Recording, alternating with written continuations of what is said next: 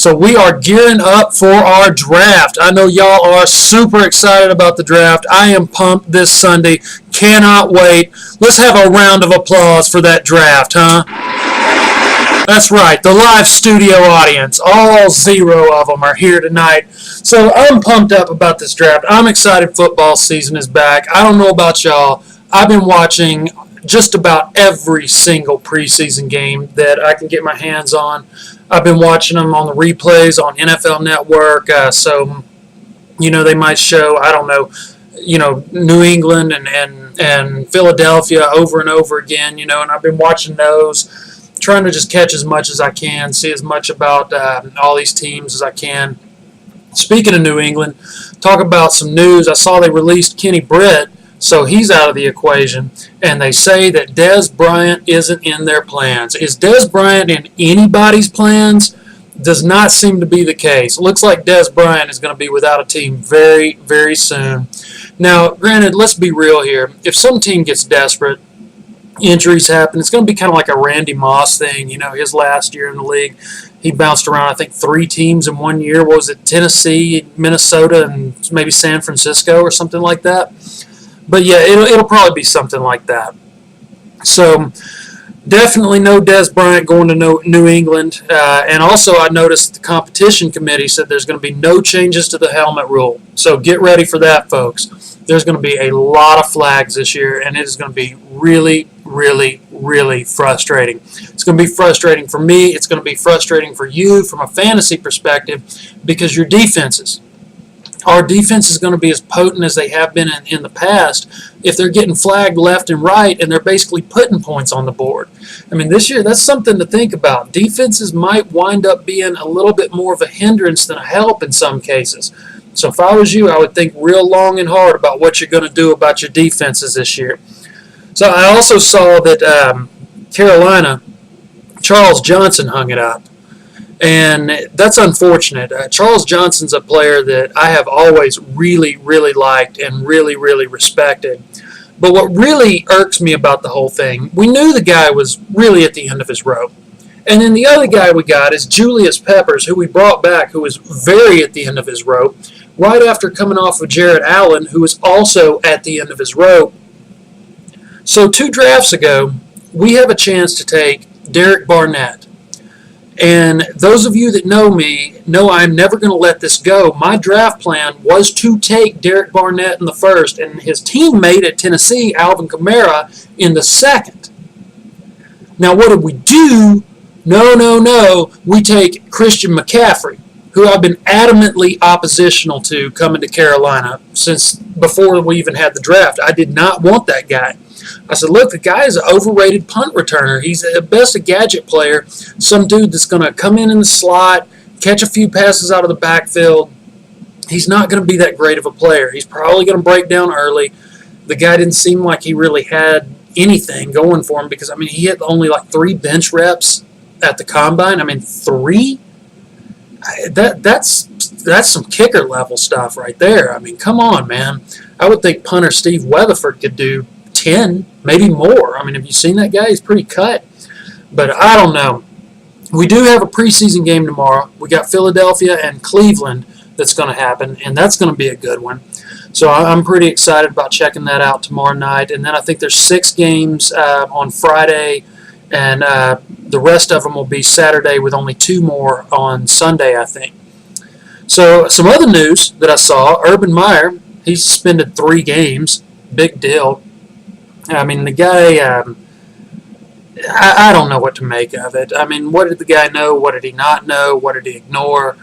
Odds are, in my opinion, the dude ignored quite a lot with this coach. The same way teams ignored quite a lot with guys like Josh Brown for a while. I'm not going to get on a high horse about it. I'm not going to say, well, Urban Meyer should have been honest from the front. Urban Meyer should have canned this guy. I genuinely don't know what Urban Meyer knew or did not know. But what I can tell you is whatever happened, let's hope to God that he gets pardoned by the president. So if that happens, all is right with the world. Speaking of all is right, I see Marcus Russell has been hired as a quarterbacks coach at his old high school.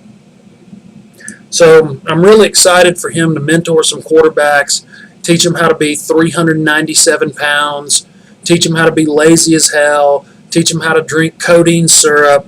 I can't wait. I really think he's just going to produce some really excellent quarterbacks, whatever the hell high school the dude's from.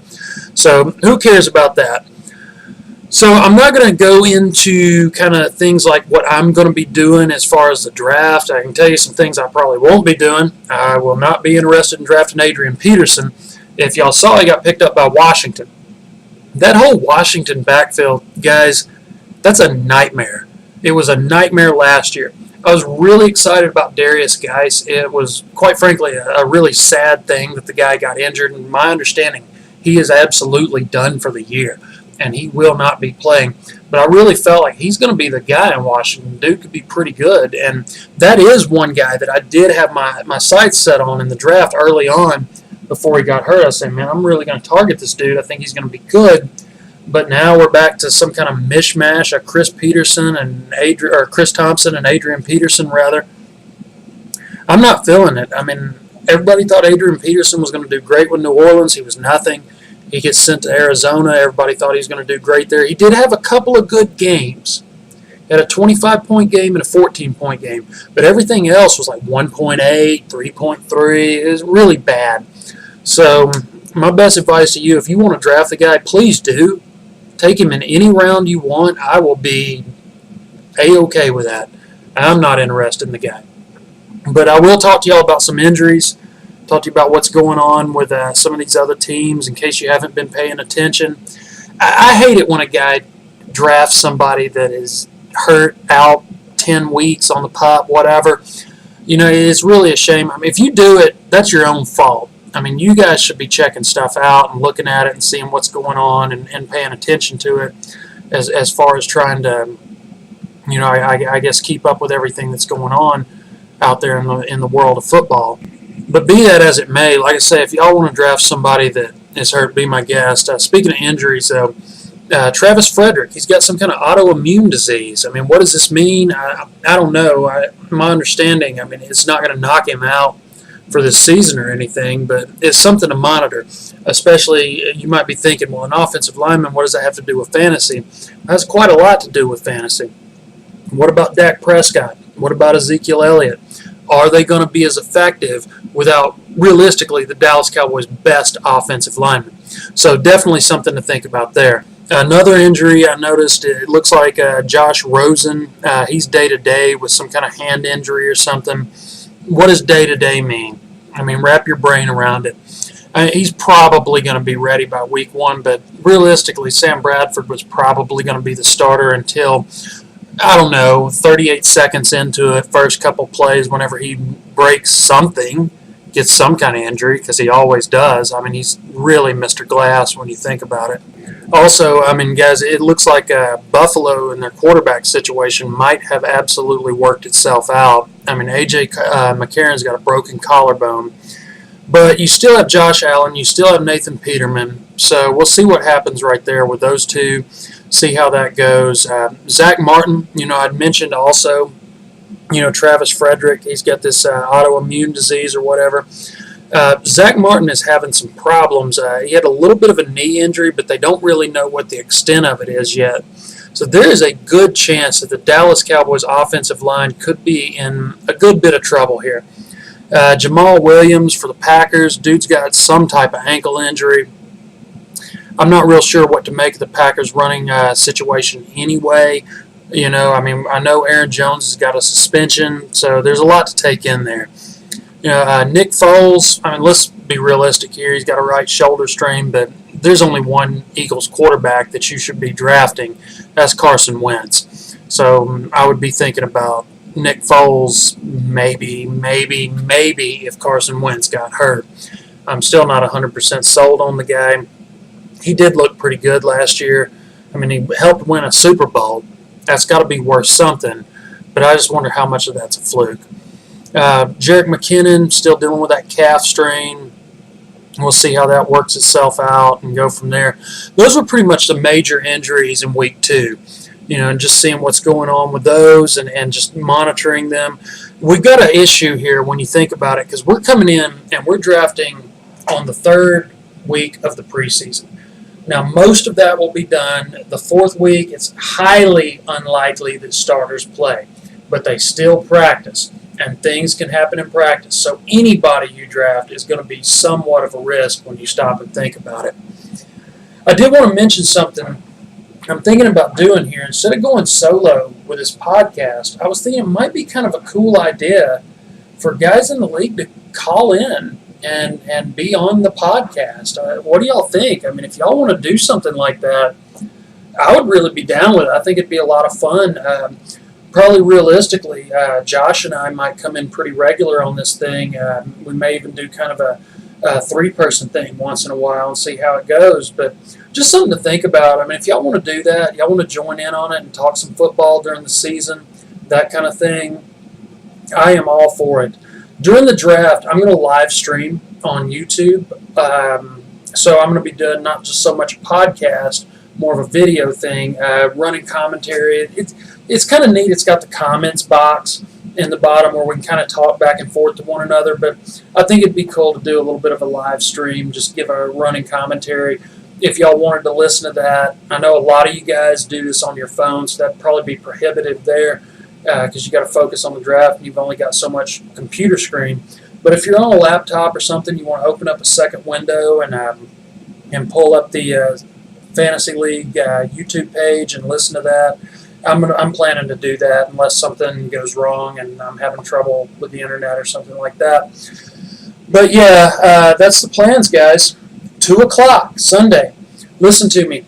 If you guys have not got your money in, I'm not going to say my address on the podcast because we upload these things to YouTube and anybody out there on the planet can check it out. And so I don't want somebody sending me pubic hair in the mail or junk mail. I mean, I don't know why I would deserve that. It's not like I've ever done that to anybody before, right? But yeah, so I'm not going to put my address here, but if you don't have it, shoot me a text.